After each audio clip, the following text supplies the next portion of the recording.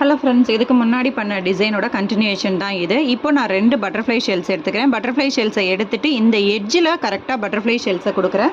Butterfly shells நான் கொடுக்கும்போது அதுக்கு ஹேங்கிங்ஸாக நான் வந்து லோரியல் கொடுத்துக்கிறேன்.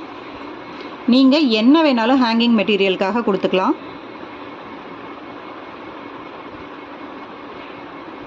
நம்பர் பீட் வேணாலும் நீங்கள் கொடுத்துக்கலாம், உங்களோட இஷ்டம்தான்.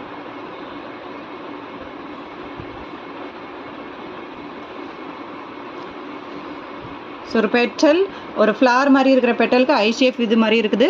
தென் 2 சாலிட் டியூப் வந்து கொடுக்க போகிறேன். அந்த சாலிட் டியூப் நம்ம கொடுக்கும்போது ஆல்மோஸ்ட் கிராஸில் கொடுக்கணும். ரொம்ப கிராஸாகவும் கொடுக்கக்கூடாது, ரொம்ப கிராஸ் இல்லாமலும் கொடுக்கக்கூடாது. ஒரு செமி கிராஸில் நீங்கள் கொடுத்தீங்க அப்படின்னா தான் அந்த ஃபினிஷிங் வந்து உங்களுக்கு பர்ஃபெக்டாக கிடைக்கும். இந்த மாதிரி வச்சு பார்த்துட்டு நீடியில் இன்சர்ட் பண்ணுங்கள்.